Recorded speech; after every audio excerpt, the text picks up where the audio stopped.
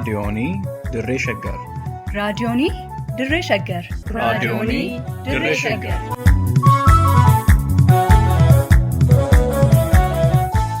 Raadiyoonii Dirree Shaggar. Raadiyooniin Dirree Shaggar torbaan guutuu guyyoodhaan galgalatti sa'aatii tokkorraa eegalee hamma sa'aatii tokkoof walakkaatti dambalii gabaabaa meetir baandii 19 kiiloo heerzii 15,415 irratti qophii dabarsuu hamma jalqaba. Raadiyoonii Dirree Shaggar.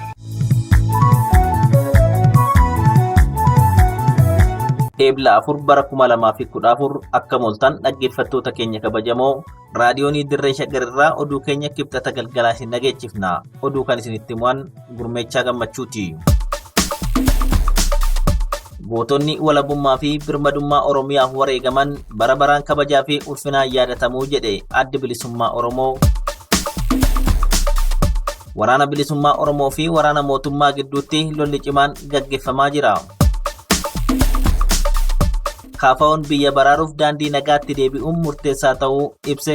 Kanneen jedhan ijoowwan oduu keenyaarraati. Amma oduu tokko tokkoon isinitti hima.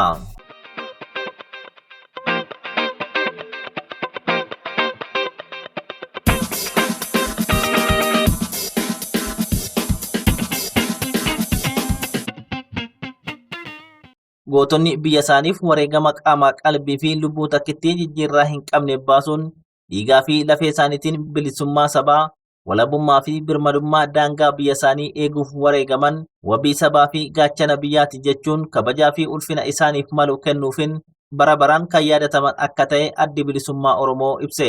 Addi Bilisummaa Oromoo guyyaa gootota Oromoo waggaa waggaan akka lakkoofsa faranjootatti eebla 15 kabajamee oolu sababeeffachuun ibsa kaleessa baasen gootonni Oromoo cunqursaa alagaa saba isaaniirraa kaasuun birmadummaa, walabummaa, mirga abbaa biyyummaa fi haqa ummataatiif qabsaawaa turan dirree qabsootti manneen hidhaa sirnoota cunqursitootaa falman kumaa kitila akka ta'an ibsee gootonni Oromoo bara 1980 shiftaa Sumaaleen Shinnigatti dhuman, jaallan dirree dhihaatti bara 1981 summii diinatiin dhumanii akkasumas fincila diddaa gabrummaa fi fincila xumura gabrummaa irratti qarree fi qeerroon Oromoo jumlaan wareegaman dabalatee ummata nagaa yeroo dhiyoo mana waliin gubamanii fi manneen hidhaa garaagaraa keessaa baasuun ajjeefamanillee guyyaa gootota Oromoo kanaan kan yaadataman ta'uu addeesseera. Addi Bilisummaa Oromoo guyyaan gootota Oromoo akka yaadatamuuf yeroo ibsutti ilmaan Oromoo bilisummaa, walabummaa, dimokiraasii fi haqa uummata isaaniif osoo qabsaawanii dirree qabsoo fi iddoo hedduutti diinan aarsaa ta'anii fi manneen hidhaa keessatti hiraarsaa diinatiin lubbuu dhaban beekamummaa kennuuf akka ta'e ibse. Uummanni Oromoo wareegama ilmaansaa bilisummaaf baasan akka sabaatti hubatee ulfina maluuf kennuu fi bara baraan kan yaadatu ta'uusaas mirkaneessee jira. Guyyaan yaadannoo wareegamtoota Oromoo kun miseensota deeggartoota Adda Bilisummaa Oromoo fi uummata Oromoo biyya alaa fi biyya keessa jiruun akkasumas firoottan qabsoo bilisummaa Oromootiin akka lakkoofsa faranjootatti eebla 15 bara 1985 akka guyyaa yaadannoo biyyaalessaatti kabajamuu kan eegale yoo ta'u, kan baranaa kun waggaa 37ffaaf kan kabajamu ta'uu beeksiseera. Liiban Jaarsotu qindeesse.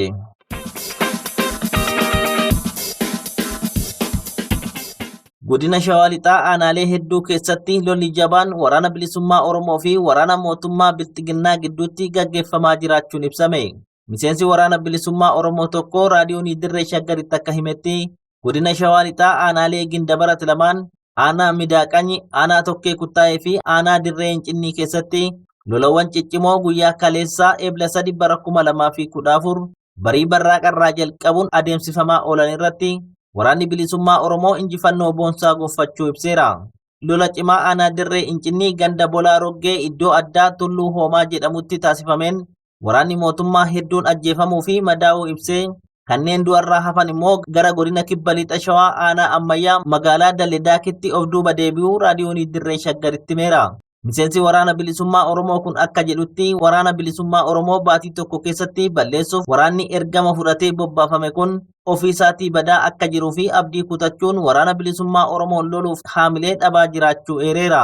Waraanni bilisummaa Oromoo kaayyoo loluu fi injifachuu waan qabuuf bakkoota hundatti waraana mootummaa irratti olaantummaa argachuun dugda isaanirraa qawwee hiikkatee mooraasaa daran jabeeffataa akka jiru ibseera. Qindeessituun Hawwii Qajeelati.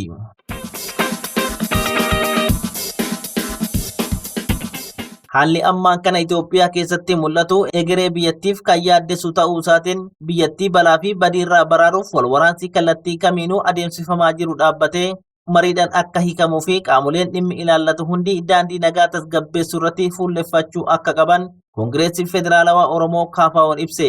KFO'n ibsa eebla 3 bara 2014 baaseen koreen hojii raawwachiiftuu dhaabichaa haalawwan yeroo ammaa biyyattii fi uummanni Oromoo keessa jiruun yaaddoo keessa seenuu isaatiin ibsicha baasuuf dirqamuu isaa eeree walgahii idilee eebla 1 bara 2014 taa'een biyyattii baraaruuf daandii nagaatti deebi'uun murteessaa ta'uu isaatiin mootummaan dhimmoota gurguddoo 3 hatattamaan akka raawwatu gaafateera. Mootummaan Itoophiyaa ABO shanee balleessina jechuun duula waraana bilisummaa Oromoo irratti bane dhaabee rakkoo siyaasaa mariin akka furu weerarri lafaa fi ajjechaan karaa daangaa naannoo Amaaraatiin Oromoo irratti raawwachaa jiru hatattamaan akka dhaabbatuu fi mootummaan lola biyyattii keessatti labse dhaabuun qaala'insa jireenyaa uummata biyyattii hudhee jireenya hankaaksee jiru akka furuuf ibsa isaa kanaan gaafateera. Wabii waaqotu gabaase. Dhaggeeffattoota keenya kabajamoo bal'ina isaa sagantaa biraatiin isiniif dhiyeessina.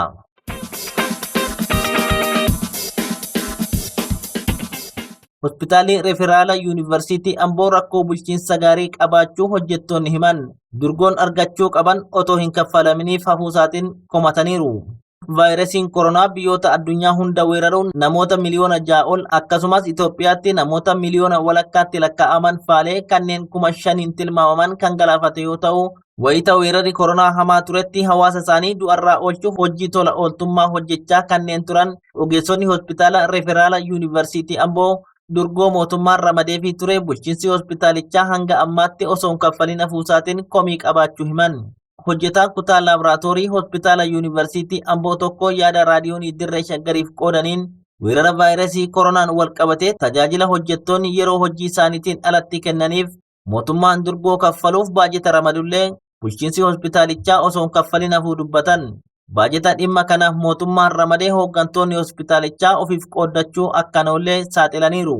Akka waliigala ogeessa fayyaa Yuunivarsiitii Riiferaal Ambootti jechuudha. Koronaan akkuma beekamu dhimma addunyaa raasaa ture, dhimma lubbuudhaaf jireenya gidduutti jeeqaa turedha. Osoo beekamudha. Egaa mootummaanis rakkoo kana beekee riisk kan jedhamu kan kaffalamu jira. Otoo ogeessonni jiranii, otoo ogeessonni qaamni ilaallatu fakkeenyaaf ogeessa laaboraatoorii. Laaboraatooriin konfirmeeshiniidha akkuma beekamu. Otoo qaamni ilaallatu jiru isaan warra hooggansarra jiran baajeta ramadame, baajeta mootummaan ramade kana jechuudha. Ofii isaanii achitti illee sheer godhaniitti wal hojjetanii. Ogeessonni fayyaa hospitaala Referaalaa Yuunivarsiitii Amboo maallaqni isaaniif jedhamee mootummaan ramade kun maaliif akka kaffalamuuf dide irra deddeebi'anii bulchiinsa hospitaalichaa gaafatanillee deebii akka hin arganne kan dubbatan hojjetaan kutaa laaboraatoorii kun hooggansi hospitaalichaa gonkumaayyuu doorsisuu irratti akka argamu eeran. Baajanni erga dhufe erga mootummaan sirriidha riiskii kaffalamaa fi ogeessota fayyaaf jedhamee maqaa Yuunivarsiitii Riiferaal Ambootiin jechuudha erga dhufe maaliif nuun kennamu inni irra deebinee gaafanneera. Akka walgahii keenya isaa koottaa innaan namni dhufee nama gaafatee kun abbaa kanaa jedhee nama gaafatu hin jiru. Isaan akkasii immoo mataa isaanii keessa dhoofneetti iddootti galchineetu isaan kaan akka irraa baratanitti tokko tokkoon iddootti ishee galchina jedhanii ifaa warra akkasii nutti baannatan jiru.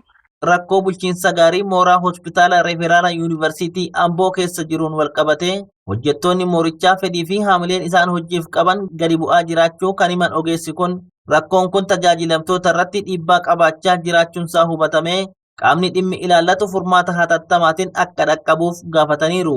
Eenyumtuu hojii isaa irratti dissatisfaayii ta'a taanaan hojiin hojjetu illee bareedu yoo hojjetes haamilee dhabaa hojjeta. Haamilee dhabaa hojiin hojjetamtu immoo waan baay'ee feelerii fiduu danda'a manichaa illee. Kana manichi feelerii fide jechuun immoo uummanni miidhame jechuudha. Uummanni maa miidhama sababa isaaniitiin. Ammas taanaan jala muree kan immoo rakkoon gibbii yookiin mooraa sana keessaa ta'e uummata miidhaa jira. Kan kana godhu immoo hooggantoota keenya. Hooggantoonni mana sanaa including chief director and medical director to the department unit hamma kanaatti jechuudha. Rakkoowwan isaan fufsiisaa fidaa jirantu tokko hojjetan satisfaayii godha itti quufinsa dhaba jechuudha. Dhiiban jaarsotu gabaase.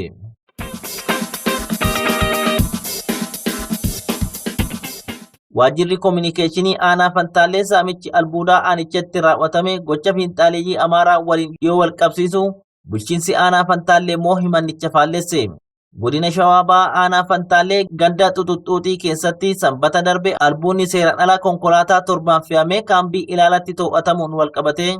Waajjirri koominikeeshinii aanaa Fantaallee saamicha kana kan raawwate fiinxaaleeyyii Amaaraa ta'uu beeksisullee bulchiinsi aanaa Fantaallee immoo fiinxaaleeyyiin naannoo Amaaraa ajjechaa milishaa Oromiyaa irratti raawwatame qofa irratti himatamu jechuun saamicha albuudaa ganda Xuxuxxuutii keessatti finxaaleeyyiin raawwachuun himameef faallesseera.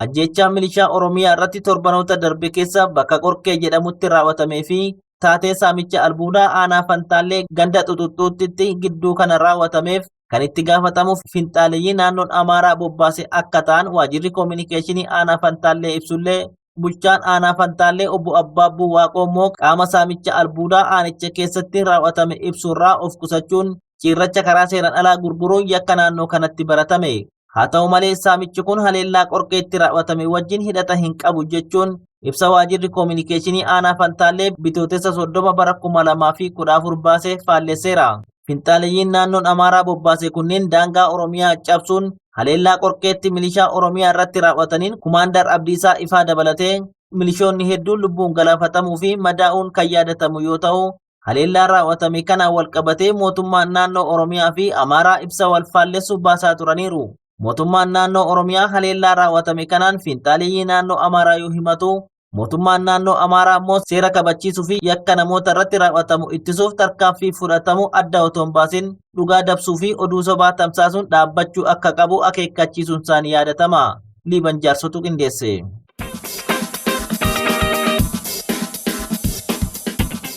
Ammayyatti dargaggoo Getaachoo Tasfaayee waraana mootummaatiin ajjeefame.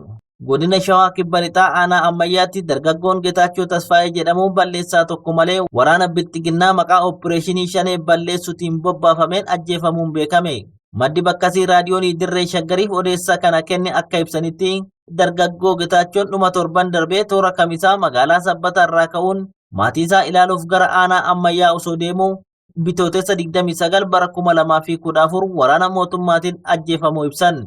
Dargaggoo Getaachoo Tasfaayee yeroo dheeraaf magaalaa Sabbataa ganda Duwwaa 4 jiraachaa turuusaa kan himan maddi kun warshaa simintoo Daangootee Diibboo kan Furiitti argamu keessa hojjechaa akka ture dubbatan. Dhuma torban darbee kana maatiin ilaala jechuun magaalaa Sabbataa irraa ka'ee ganda dhaloota isaa deemus sababa waraanni mootummaa Bilxiginnaa eenyummaa nama tokko osoo addan baafatin Oromoo ta'uu qofaaf nama ajjeesuuf dargaggoon kunis akka ajjeefame ibsan.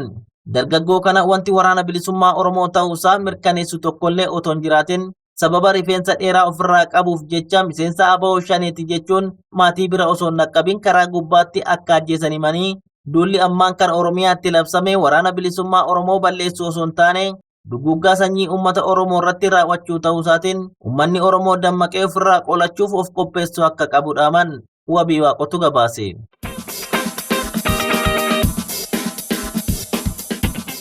Egaa dhaggeeffattoota keenya kabajamoo raadiyoonii Dirree Shaggarirraa oduu namaaf qabanne kanuma qophii keenyaaf waliin turtii gaarii qabaadha.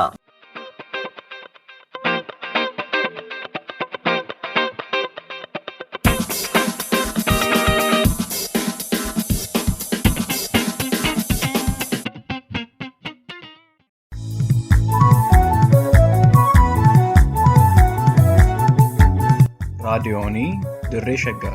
raadiyoonii Dirree Shaggar. raadiyoonii Dirree Shaggar.